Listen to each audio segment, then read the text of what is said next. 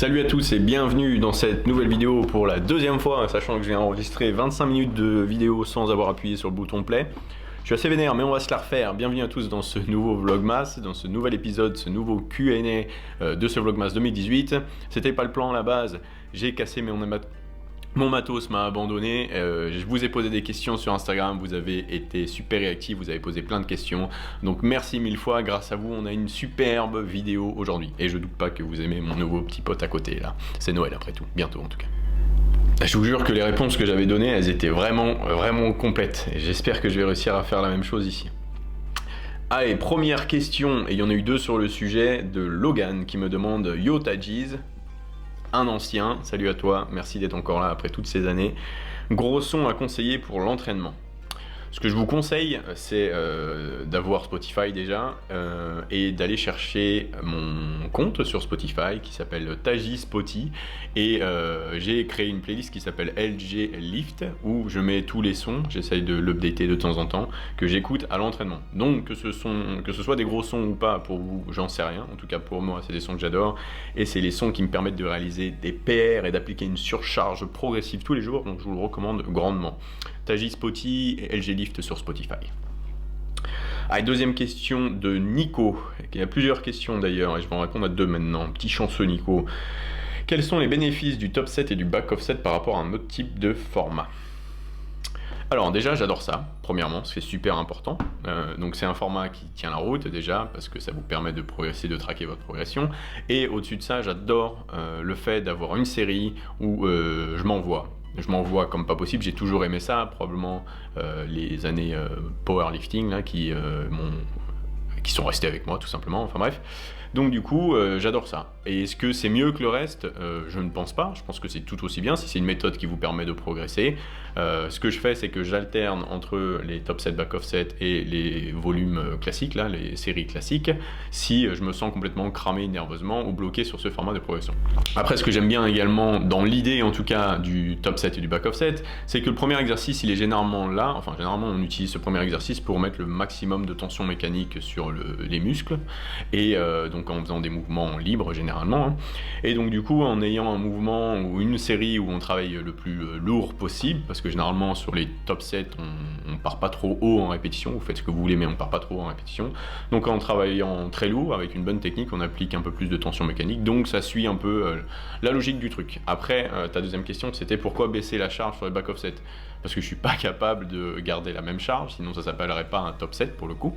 Et tu me dis, on va pas, c'est plus facile, on va pas à l'échec. Et c'est justement l'idée ici, c'est que déjà ma première série, je vais quasiment à l'échec postural plus, alors que je devrais pas sur un gros mouvement de base, parce que je m'entraîne bien trop souvent et mon système nerveux il a besoin d'être bien trop frais, bien trop souvent.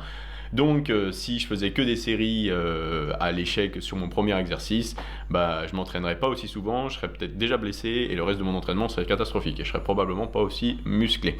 Donc je baisse la charge de 7,5%, donc je prends ma charge de top 7, je baisse la charge de 7,5% et je fais le même nombre de répétitions sur les back offset.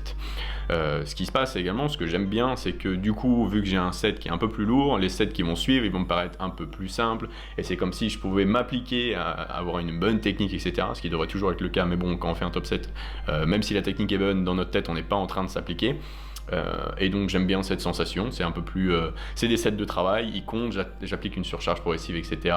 Mais il me paraît jamais vraiment dur, du coup, vu que je relativise avec mon premier set, mon top set. Après, qu'est-ce que je voulais dire aussi? J'avais un dernier truc. Oui, après, ce que j'aime bien, c'est que ça me permet d'auto-réguler plus facilement mes séances. C'est-à-dire qu'il y a des jours où je vais être chaud patate, et d'autres moins, mais je vais pas forcément le sentir, parce que je n'y réfléchissais pas en tout cas. Et donc le top set, il me paraît généralement de m'indiquer ma forme du jour. C'est-à-dire que du coup, je peux éventuellement autoréguler ma séance, me baser sur les performances du top set pour la suite.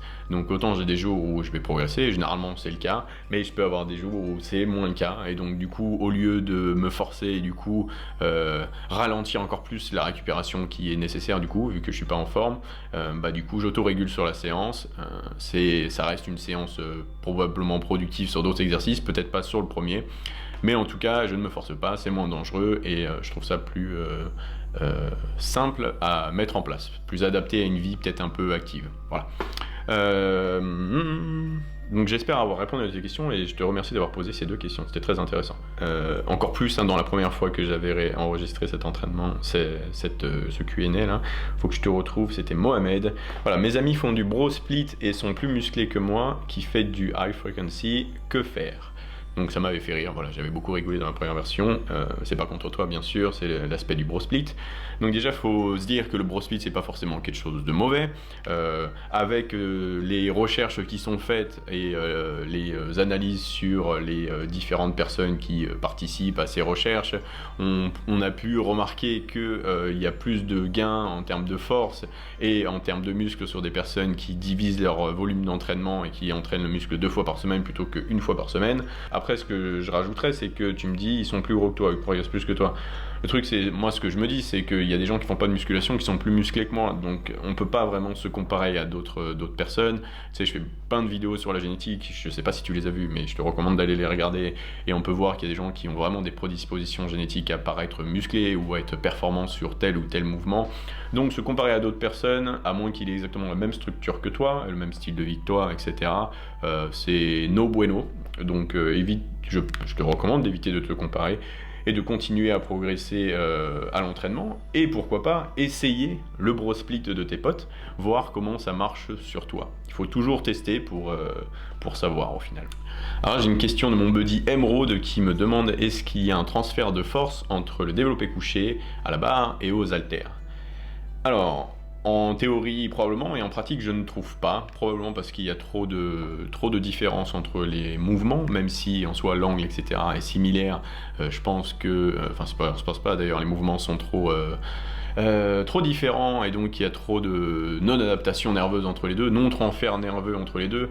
Donc peut-être que quand on débute, effectivement, vu que on peut prendre assez rapidement du muscle, de la masse sur, par exemple, le développé couché, prendre des gros triceps et arriver sur le développé couché aux haltères et donc progresser. Mais à partir d'un moment, je pense que c'est tellement minime la prise de muscle sur une sorte de cycle de vie d'un mouvement que ça ne comptera plus. Donc déjà qu'à la base, bon, bien sûr, à être plus musclé, ça va aider pour le potentiel de force, mais c'est déjà pas du tout le premier facteur à prendre en compte pour progresser en force, technique, nerveux. Donc comme je te disais, ça dépend de ton niveau et en théorie oui, mais en pratique je ne trouve pas. Je n'ai d'ailleurs jamais trouvé. Généralement quand je change d'exercice, je dois toujours revenir en arrière pour continuer à progresser. Je ne reviens jamais là où j'avais arrêté sur un des exercices. D'ailleurs, faut que j'arrête de switcher entre les deux parce que ça ne marche absolument pas. Donc voilà, j'espère avoir répondu à la question et dites-moi ce que vous en pensez en commentaire. Si vous, même si vous avez pas mal d'années d'entraînement derrière vous, ça vous permet de continuer à progresser, de changer, d'alterner entre ces 2 exercices. J'ai une question de Jérémy qui me demande comment prendre soin de nos articulations. Ne faites pas de musculation. Que penses-tu du collagène? Très bien, parce que dans l'alimentation moderne, les os, on n'en mange pas des masses. Donc collagène, supplémentation en collagène, oui. Peptan collagène sur Nutrimuscle. Shout out. Comment prendre soin de nos articulations? Je dirais d'utiliser pas mal de résistances différentes dans notre entraînement. Donc on peut faire que du libre quand on est débutant, mais à partir d'un moment, après le premier exercice, déjà les articulations nous disent de nous barrer de la salle. Donc si on varie un petit peu, si on utilise des machines, des poulies, de l'isolation, qu'on ait une bonne répartition des résistances dans notre séance, ça devrait être bénéfique. Qu'on pourrait rajouter également, c'est que notamment si on a des longs segments, longues clavicules, longs bras, longues jambes, etc., appliquer une légère pause en bas du mouvement, ça pourrait être cool pour les articulations, ne pas trop compter sur le rebond pour réaliser 100% de nos performances, et éventuellement, ou alors ralentir légèrement l'excentrique pour en tout cas la fin du mouvement, là où il y a le plus de tension d'étirement quand on travaille en libre principalement, pour justement éviter tout dérapage dans le mouvement. Et tous ces facteurs, bon après également faire des mouvements qui nous sont un peu plus adaptés que d'autres, donc voilà, tous ces facteurs vont faire que ça va aider à la récupération, parce que là on parle plus de récupération, et éviter de se faire trop mal aux articulations au final et de finir cassé après 3 séances de musculation.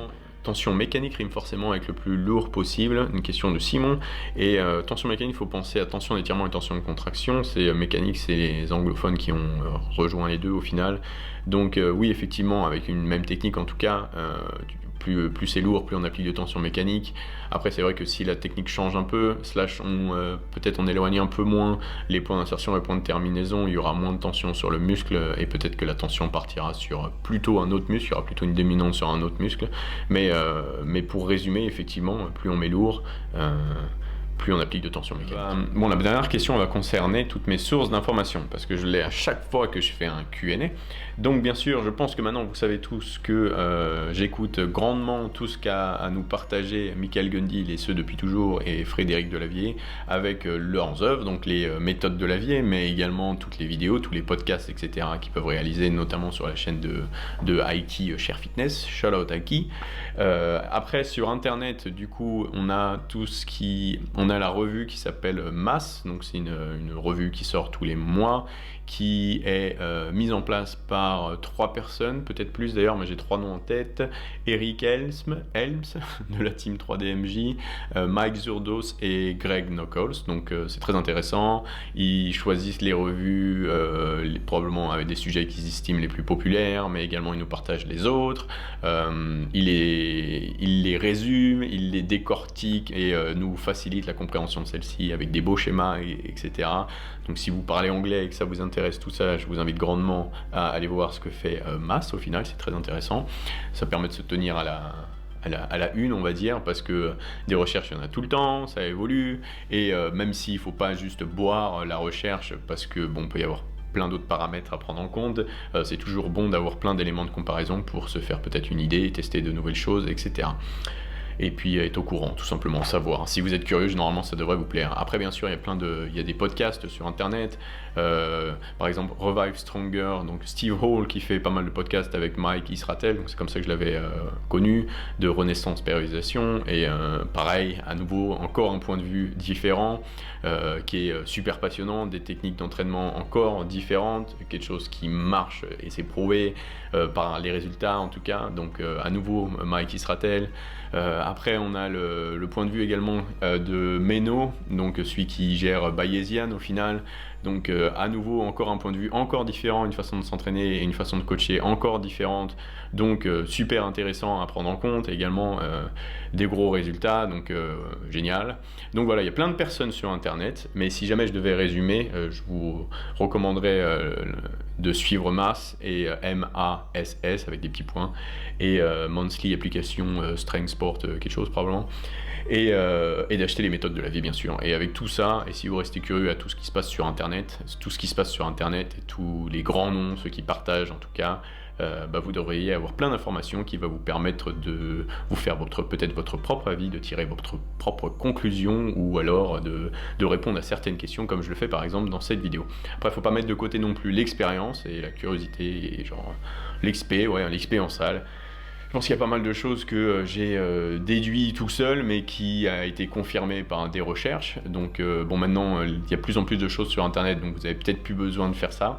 Mais moi, ça a été le cas pour pas mal de choses, des réflexions que je me suis faites et qui, au final, en recherchant, avaient déjà été recherchées, certifiées, tout ce que vous voulez. Donc, par exemple, pour la morphologie, j'ai pas attendu de le lire pour savoir que j'étais pas forcément fait pour le squat. Après, le lire, ça te permet de comprendre pleinement et d'entendre quelqu'un qui partage la même opinion que toi et qui l'écrit et qui le dessine magnifiquement, ça fait grandement du bien. Donc voilà, beaucoup d'expérience, mais également beaucoup de curiosité, de recherche, et rester à l'écoute, etc. Et ça permet de savoir plein de choses sur plein de sujets, ou en tout cas d'avoir une opinion, de se faire sa propre opinion.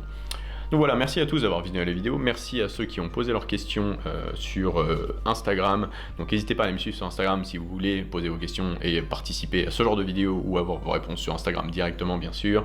C'est en story que ça se passe principalement, mais n'hésitez pas à aller voir les posts également, je passe du temps là-dessus. Merci à tous d'avoir pris le temps de visionner cette vidéo aujourd'hui. Si vous avez quelque chose à rajouter, si vous voulez rebondir sur des sujets de cette vidéo ou rajouter tout simplement un complément d'information, partagez dans la section commentaires, ça me fait vraiment plaisir de vous voir échanger entre vous dans la section commentaires, c'est vous qui faites vivre cette section. Et moi je vous dis du coup déjà de ne pas oublier de s'abonner si vous aimez bien tout le contenu et bien sûr de liker la vidéo si elle vous a plu, si les sujets vous ont plu et si vous aimez bien tout simplement le sujet de la vidéo.